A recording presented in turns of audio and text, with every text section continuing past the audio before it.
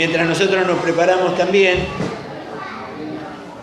para seguir celebrando este culto al Señor, este culto que es muy especial en este domingo porque tenemos la mesa del Señor. Vamos a celebrar la cena del Señor como el Señor nos ordenó que lo hiciéramos en memoria de Él.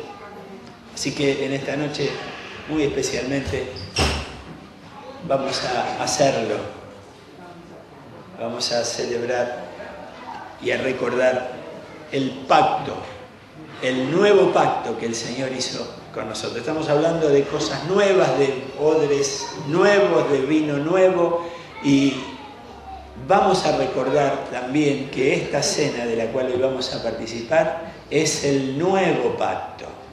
Es algo nuevo. Dios, diga conmigo, Dios hace siempre cosas nuevas. Él está deseoso de hacer cosas nuevas. Nos ha dado una novedad de vida, una vida nueva. Somos una nueva criatura en Él. Hemos nacido de nuevo y Él nos recuerda que en Él todas las cosas se hacen nuevas. Y la cena es una de esas cosas que Él hizo nuevas para nosotros. Vamos a leer un texto que está en el capítulo 8 de la carta a los Hebreos. Y dice así la palabra del Señor. El pacto que haré con Israel después de aquellos días será este, dice el Señor. Pondré mis leyes en su mente y las escribiré en su corazón. Yo seré su Dios y ellos serán mi pueblo. Ya no será necesario que unos a otros tengan que instruirse para que conozcan al Señor, porque todos me conocerán, desde el más pequeño hasta el más grande. Yo les perdonaré sus maldades y no me acordaré más de sus pecados. El autor de la carta a los Hebreos está tomando casi literalmente un párrafo del libro del profeta Jeremías, donde Dios en el antiguo pacto hace una promesa señalando cosas nuevas que va a traer. Y las cosas nuevas se cumplieron en Jesucristo. Ya cuando el autor de esta carta escribe lo que hemos leído, ya el nuevo pacto había entrado en vigor, ya estaba funcionando. Y lo interesante es que él lo escribe tal cual lo dijo el profeta antes que las cosas sucedieran. Lo hace para recordarlo, lo hace para que nos aferremos o que las personas destinatarias de este texto se aferraran a eso nuevo y dejaran lo viejo. Justamente es una carta escrita a los hebreos. Es decir, al pueblo de Israel, al pueblo judío, que había sido el destinatario del antiguo pacto, del viejo pacto. Pero que a pesar de que el nuevo pacto se había instituido ya en la persona de Jesucristo, todavía seguían aferrados al viejo pacto.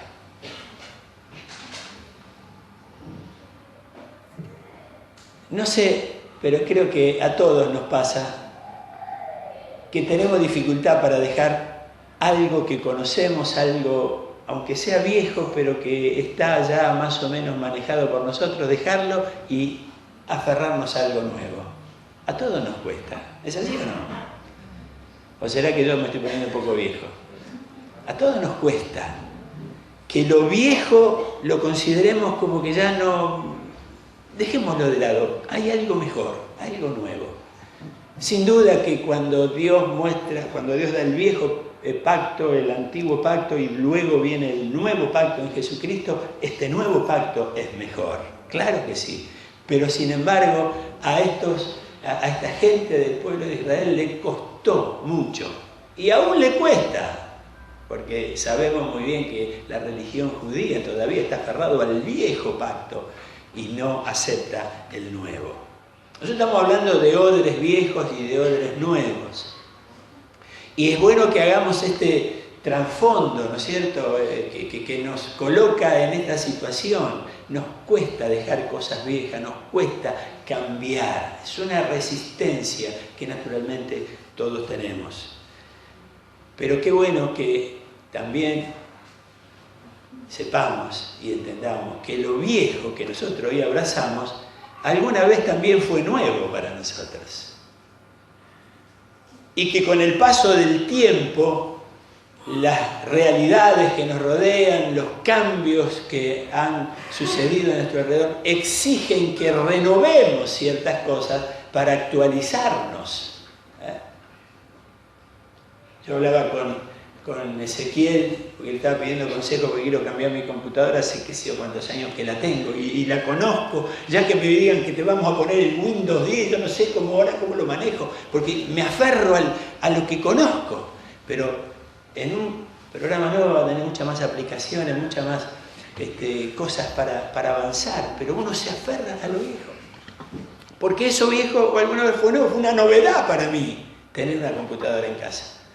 El odre viejo fue alguna vez nuevo, y siempre lo nuevo le cuesta avanzar en nuestra mente y en nuestras vidas. Fíjense lo que dice el Evangelio de Mateo.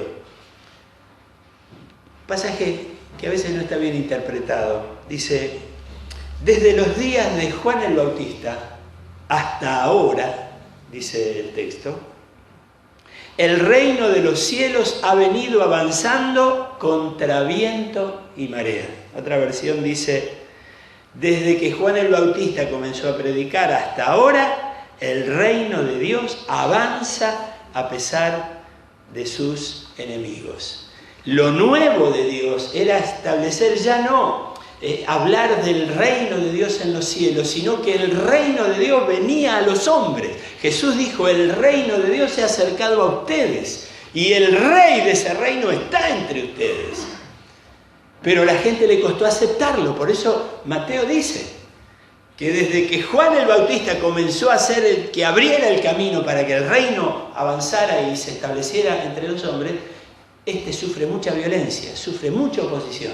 Y hoy día todavía lo sigue haciendo. Y será así hasta que el rey venga en persona y tome el control y la autoridad total.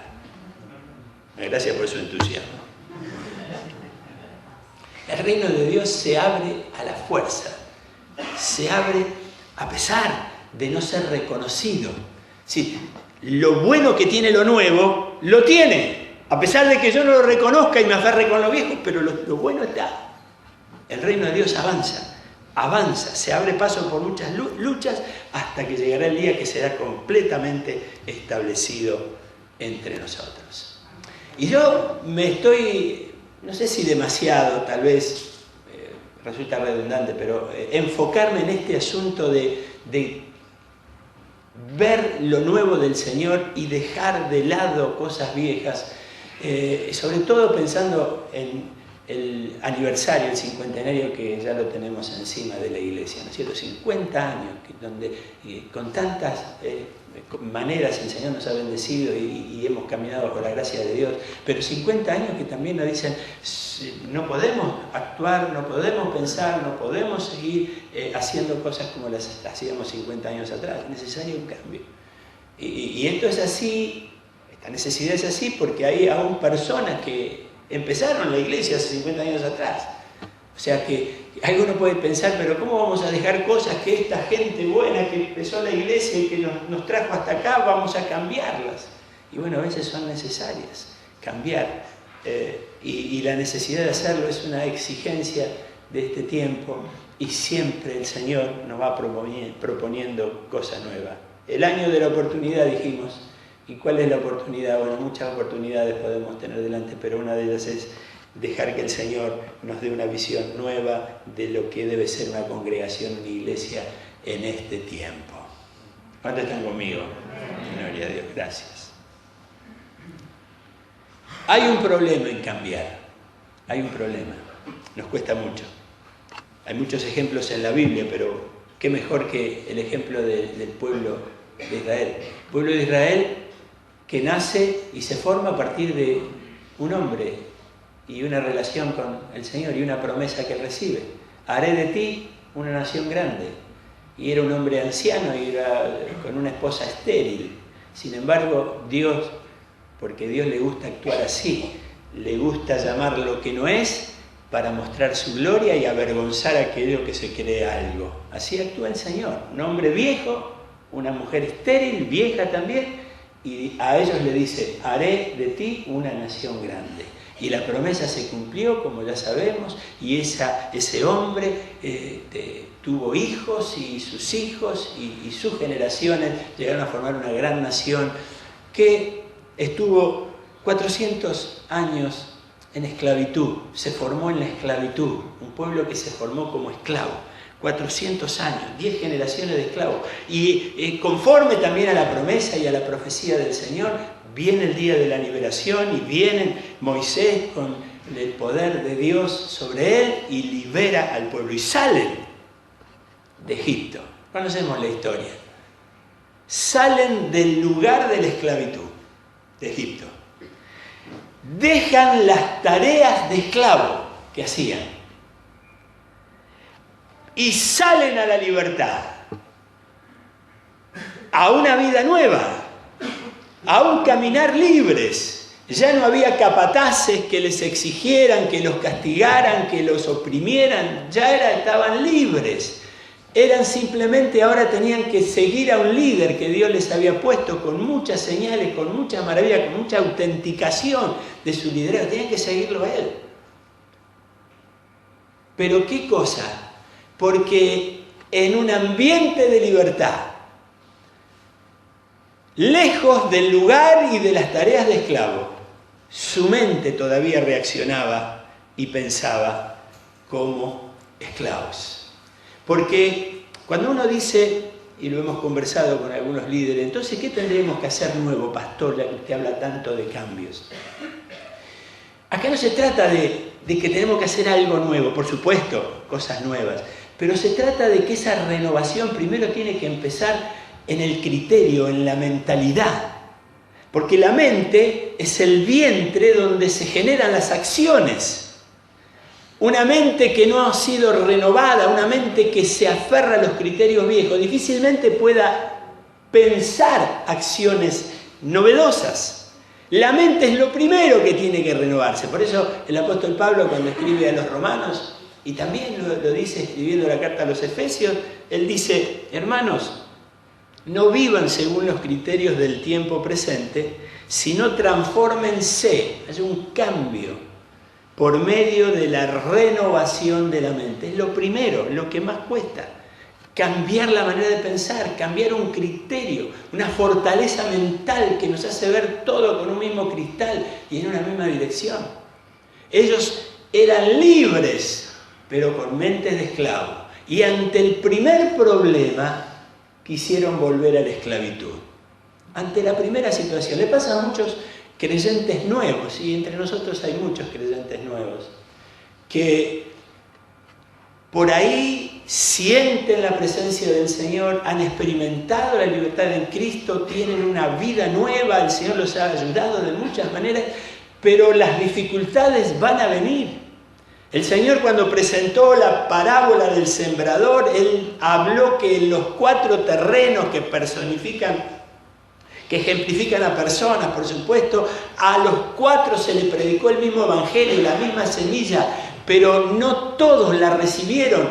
Y aquellos que hubo una parte que la recibió con alegría, se sumó a la iglesia y empezó a cantar y estaba contento de participar del cuerpo de Cristo, pero a la primera dificultad, al primer contratiempo, a la enfermedad, a la carencia, falta de trabajo, un problema o alguna cuestión, dice, esa semilla que creció con tanta espontaneidad y fuerza fue ahogada y se perdió. Los cambios en la vida cristiana, cuando alguien conoce al Señor, tiene que saber que va a enfrentar duras luchas, que va a tener que dejar cosas que eran antes apreciadas y valoradas, pero que ahora el Señor dice nos dio una novedad de vida, y en esa novedad de vida hay una novedad de un montón de otras cosas que nos van a proporcionar la paz, la alegría, el gozo y la fuerza para seguir adelante. En Cristo, diferente.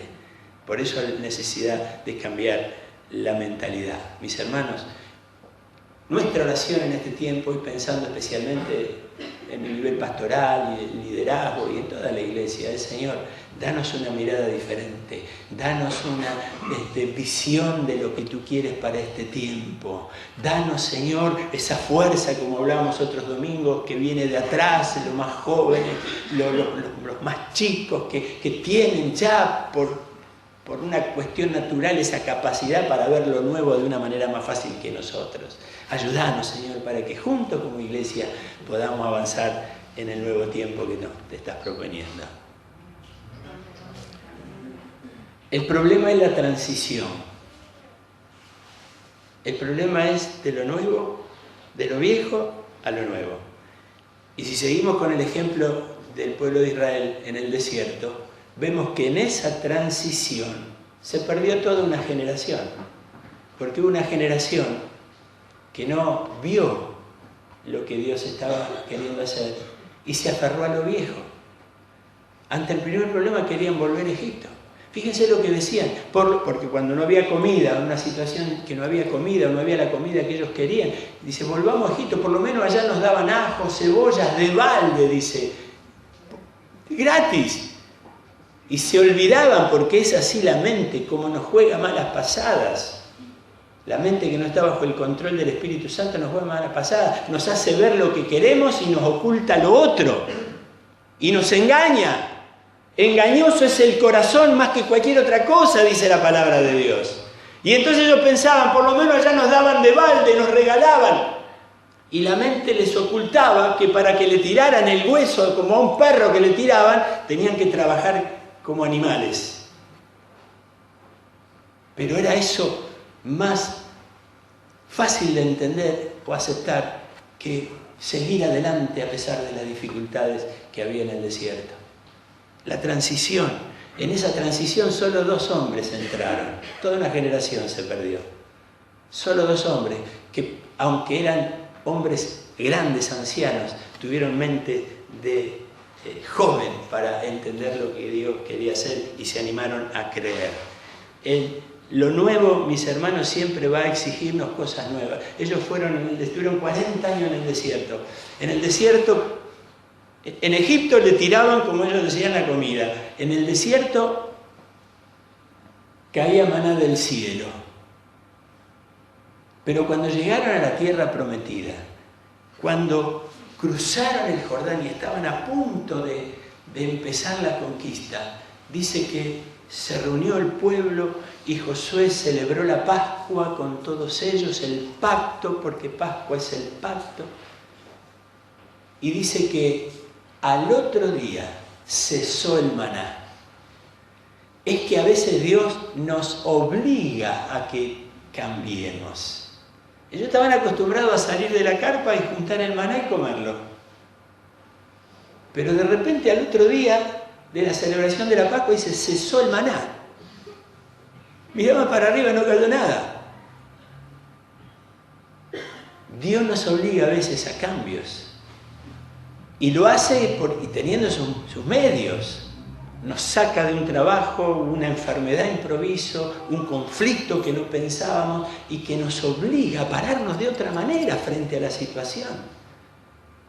Todo puede cambiar, pero lo único que debe estar firme en nosotros es que tenemos un Dios al cual nos aferramos y que Él nos lleva siempre adelante y para arriba. No importa la situación que tenemos que enfrentar. Y a veces esos conflictos, esos problemas son un impulso que Él nos da, un empujón. Como cuando te parás ahí al lado de la pileta, como hicieron conmigo, no me animo. Y vino uno y me empujó, desgraciado.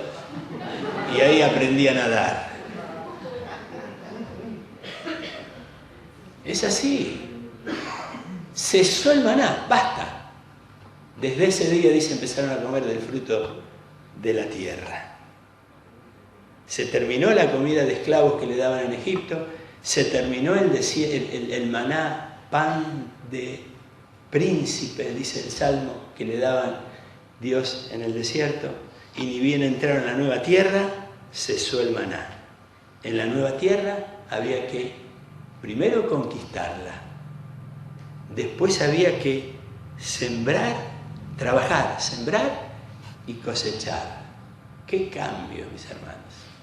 Acostumbrado a que te den la comida en la boca, ahora a planificar, a administrar, a trabajar, a sembrar y a cosechar. Todo esto es parte de una transición que tiene su dificultad, mis hermanos. Jesús dice en esa parábola que nos viene motivando este mes, que ninguno echa vino nuevo en odre viejo. Pero dice antes otra cosa: nadie pone un remiendo de una tela nueva en una prenda vieja. Acá muchos de los que son más o menos de mi edad, no sé si ahora yo no creo que se use eso, ¿no? Pero mi vieja me surcía, me remendaba los pantalones, las rodillas, los codos, ahora se le ponen los cueritos. Había mujeres expertas en surcido invisible. ¿Algunas saben hacerlo? Surcido invisible. Pero mi vieja lo tenía que hacer a la fuerza, tenía 4 hijos y había uno solo que trabajaba. Pantalón que se rompía había que remendarlo, no se podía tirar y ir a comprar otro. Pero mi vieja, que no era ninguna persona instruida formalmente, aunque era sabia, no se le hubiera ocurrido ir a comprar un pantalón nuevo, cortarle un pedazo y remendarme el viejo. No se le hubiera ocurrido. Jesús dice, ninguno hace eso. Porque primero que arruinás el nuevo, y después que cuando lo lavé vas a ver que la tela, que tienen distintas etapas de funcionamiento, va a rasgar y va a ser un desastre peor. Pero el Señor lo dice porque es la forma en que nosotros nos paramos frente a los cambios. Un cambio es un cambio, pero en la transición nosotros queremos cambiar un poquitito con un poquitito de lo viejo. Y es el ejemplo de Jesús. Nadie rompe una camisa nueva para remendar la camisa vieja. No. O me pongo la nueva y tiro lo viejo, o sigo con lo viejo roto si es que me gusta tanto. ¿No es cierto que nos gusta aferrarnos a ropa vieja? Pregúntenle a Ani cuando me dice esto no vamos a ir. No, déjalo ahí que a mí me gusta todavía. Nos gusta, pero queremos introducir un poquitito de cambio sobre lo viejo. Y el Señor nos dice, no funciona, si no va. Cuando hay que cambiar, hay que cambiar. Fíjense, está Goliat ahí en la montaña insultándolo, diciéndole cobarde, ¿quién se anima a pelear conmigo? Están todos muertos de miedo, el ejército de Israel. Y el enemigo los está ahí insultando. Y viene un muchacho, David, que no conoce nada de guerra porque no es un soldado, es un pastor de ovejas. Pero que aunque no sepa formalmente lo que es pelear en una batalla, sabe lo que es pelear y defenderse y defender lo suyo y confiar en la ayuda del Señor en esas luchas. Y entonces va por otras razones, porque lo manda el Padre y ve la situación. Y entonces dice, no, yo lo peleo a este. Yo lo peleo, si yo me he peleado con osos, yo me he peleado con leones, este es un incircunciso que está ofendiendo a los escuadrones del Señor. Dios me va a dar la batalla. Y se ofrece. Y entonces todos le dicen, no, ¿qué sabés vos? Sos un muchacho. Y va el rey. Porque a veces los cambios necesitan osadía de nuestra parte. Yo puedo decir, y tendríamos que hacer esto. Y tú dices, no, pero dejate, broma. No, si yo estoy convencido, si vos la tenés clara, si es una visión de Dios, la tenés que defender, tenés que pelearla por eso. Y él se planta y le dice, no, y llega el rey. Y el rey también trata de desanimarlo, pero él sigue, insiste. Y entonces el rey le dice, al ver lo nuevo que hay en este muchacho, que no es un soldado, pero que es valiente, que tiene vigor, que tiene fe en el Señor, dice, está bien, anda a pelear, pero vamos a hacer una cosa, ponete mi armadura, vamos a darte algo de lo viejo para que te sirva con lo nuevo. Y David, por respeto, dice que se puso la armadura y quiso caminar y caminaba. Y dijo, no, con esto no puedo, rey. Entonces sacó la armadura y fue a pelear. Y todos conocemos cómo terminó la batalla. A veces en la transición tenemos que hacer esas pruebas como David la hizo, ¿no? Hasta que nos convencemos de que no, lo nuevo es lo nuevo y lo bueno, lo viejo fue bueno y sirvió para otro momento, pero ahora necesito otra actitud, necesito otra manera. El enemigo es siempre el mismo, la palabra de Dios es siempre la misma, Dios es el mismo. El maligno que nos ofrece batalla es siempre el mismo, pero Dios es el Dios que está con nosotros, que siempre hace cosas nuevas. El diablo es un imitador, Dios hace cosas nuevas. Y Dios hace de la nada, de lo que no es, hace cosas para glorificar su nombre y ayudar a su pueblo. Y gracias a que hubo un Goliat, David llegó a ser rey. Gracias a que hay una prueba en tu vida, hay una dificultad en tu vida, gracias a eso, si te mantenés como Él, firme en la confianza en el Señor, vas a vencer esa prueba y vas a avanzar a otro nivel de relación con Dios y de carácter en tu vida. No reniegues de las pruebas, no vayas para atrás deseando los ajos y la cebolla que tenías cuando eras inconverso, no creías en Dios, cuando estabas en la vieja vida, no. Enfrentala con la confianza en Dios y vas a ver que, como a David, un Goliat, un problema te va a llevar a otro nivel. Amén. Amén. Tanto Saúl como David se dice que fueron ungidos con el Espíritu Santo. Pero el Espíritu era el mismo, pero el carácter, la personalidad era distinta. Un hombre temeroso, que aunque tenía la experiencia del Espíritu funcionando en él, se fijó más en las circunstancias, se fijó más en ser reconocido él como un grande, se fijó más en que los demás, cuando él, aún siendo rechazado, por lo menos le dijo a Saúl, por lo menos parate al lado mío para que todos me vean como si yo todavía estuviera en la posición cuando ya Dios había dicho, no, basta con este. Un hombre que, a diferencia de David, no tenía el corazón conforme a él. La misma gracia, la misma unción, el mismo Espíritu Santo trabajó en ellos, pero el odre de uno retuvo esa unción y el otro no.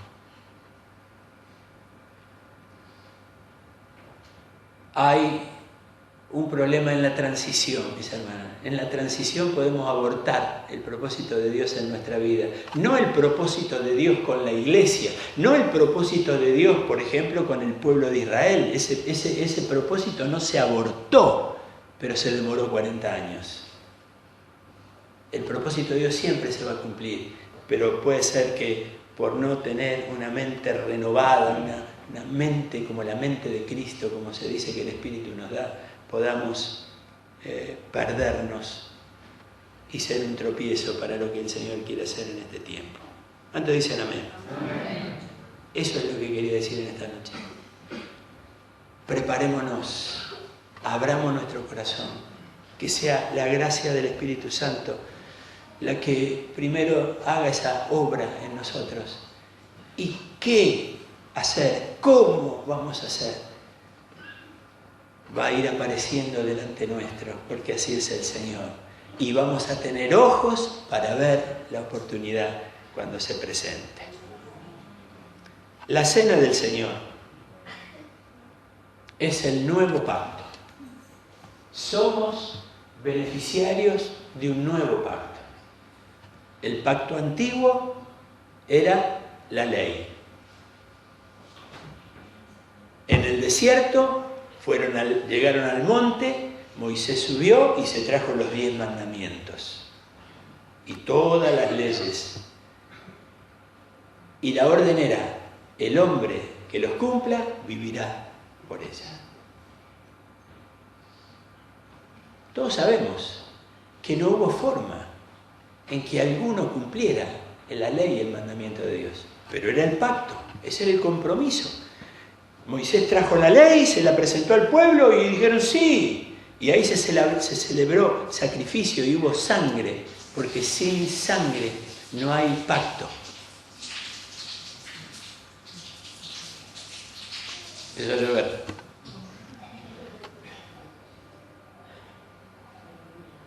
Y ellos dijeron que sí, se sometieron al pacto, pero fallaron. Y entonces, todo ese proceso, ahí sale Jeremías y dice, Dios dice, va a ser un nuevo pacto. Ya no tendrá necesidad de ustedes de cumplir la ley, sino que la ley de conocer, sino la ley será escrita en su corazón y en sus mentes. Y este nuevo pacto, mis hermanos, es una transición entre aquellas demandas de la ley y esto nuevo que viene a presentarnos y ofrecernos Jesucristo. ¿Y en qué consistía? Cuando Jeremías promete que esa ley sería escrita en la mente y en el corazón, está diciendo que lo que nosotros no pudimos cumplir, Jesucristo la cumplió. El único que cumplió la ley de principio a fin fue Jesucristo. Se estuvo sujeto a todas las presiones, tentaciones que nosotros, y vivió una vida tal cual la nuestra. Solo dice que sin pecado. Incurrió en ninguna infracción a la ley. Él la cumplió. Esa era su primera parte de la misión. La segunda parte de la misión es como Juan el Bautista dice, el Cordero de Dios que quita el pecado del mundo. Porque nosotros teníamos la carga del pecado por infringir la ley. Entonces Jesús, el que cumplió la ley, era el único habilitado para morir, cargando sobre él todas nuestras infracciones a la ley, todos nuestros pecados. Pues ya cuando cantábamos recién, yo no sé dónde estaría si no te hubiera conocido. Él en la cruz cargó mi pecado, mi castigo. El que infringe la ley merece un castigo. El castigo es la muerte. La paga del pecado es muerte. Pero cuando yo vi a Cristo, el perfecto hombre, el perfecto Cordero de Dios, morir en la cruz, recibiendo el castigo en mi lugar, yo me apropié por la fe de esa justicia y dice que Dios ahora a mí me ve como justo. Me ve como que si hubiera cumplido la ley. Ahora ya no vivo bajo la ley, es una constante en el Nuevo Testamento, no vivimos bajo la ley, sino que vivimos bajo la gracia. Y el pacto nos recuerda eso, ¿no es cierto? Pero al igual que los judíos en el Nuevo Testamento, porque la ley judía es la ley judía y algunos están sujetos a ella todavía, ¿no es cierto? Pero hay muchas leyes evangélicas. Y nosotros tenemos que sacarnos de encima porque estamos en un nuevo pacto. Y lo viejo se defiende y dice, qué fácil ahora, claro, no tenés que cumplir nada. ¿Vieron cómo es? El hijo pródigo viene, claro, se desgastó todo, se desparramó todo y ahora viene y el padre lo abraza. ¡Ay, qué fácil, qué fácil! Es la mentalidad legalista. Es lo viejo que se resiste, que se defiende. Y entonces a eso la respuesta del Evangelio es, ojito, porque si la ley tenía demandas que cumplir, el nuevo pacto las tiene, y mayores. ¿Quieren que le lea algunas nada más? Miren lo que dice Jesús. Les advierto que a menos que la justicia de ustedes supere a los de los maestros de la ley religiosa y a la de los fariseos, nunca entrarán en el reino de los cielos. ¿Cómo? No es por gracia. Escuchen. Ustedes han oído que la ley dice, que Dios le dijo a sus antepasados, no mates. Y todo aquel que mata quedará sujeto al juicio del tribunal. Pero yo les digo, dice Jesús, que todo el que se enoje con su hermano quedará sujeto al juicio del tribunal. ¿No es por gracia? Ustedes han oído que se dijo, no cometas adulterio. Pero yo les digo, dice el Señor, que cualquiera que mira a una mujer y la codicia en su corazón, ya ha cometido adulterio. Ustedes han oído, amen a su prójimo y odien a su enemigo. Así decía la ley. Pero yo les digo, amen a sus enemigos y oren por quienes los maltratan. Así demostrarán que actúan como su Padre Dios que está en los cielos. ¿Qué tiene de diferencia entonces? Son demandas más difíciles. Es por gracia. Pero ¿sabe una cosa? Esto merece una explicación que nos va a librar de todas las excusas que podemos tener cuando leemos estas cosas. Que las leemos en el Sermón del Monte y decimos, bueno, pero esto es difícil, Jesús lo podía hacer. No. Es nuevo este pacto porque las demandas de la ley del viejo pacto dependían de tu decisión, dependían de tu capacidad moral, dependían de tu esfuerzo para cumplirlas. Pero ¿y estas no dependen de lo mismo? ¡No! Porque ahora las leyes están escritas en tu corazón y en tu mente. Porque ahora no depende de tu esfuerzo humano. Porque ninguna obra, por eso es por fe y no por obras. Ahora es por fe tu salvación. Pero es por el poder del Espíritu Santo que está en vos el poder cumplir las demandas de Jesucristo en el reino. Ahora no sos vos el que va a cumplirlas. Ahora es el Cristo que está en vos el que las puede cumplir. Claro que si Cristo no reina, si el Espíritu Santo no está lleno del Espíritu Santo, vas a estar peor que los que estuvieron en el desierto. Pero ahí estás negando tu fe, porque estás queriendo hacer las cosas en tus fuerzas. Pero el nuevo pacto es nuevo porque ahora es Cristo en mí, el que me dice, morí a tu naturaleza, y si vos morís, es decir, enterrás el viejo hombre, término bíblico, el nuevo hombre, el nuevo Adán vivirá en vos y en el poder del Espíritu Santo vas a hacer cosas aún mayores que las que hizo Cristo siendo hombre. Esa es la verdad. Entonces nosotros nos deja sin excusas. Simplemente tenemos que decir, Señor, quiero morir a lo mío, decido morir a lo mío, para que el nuevo pacto, que no es solamente demanda, es poder en el Señor. El reino de Dios no es comida ni bebida, no es comer esto y comer y esto no, es gozo, paz, es poder en el Espíritu Santo. Cuando nosotros entramos en ese nuevo pacto, tenemos que entender esto.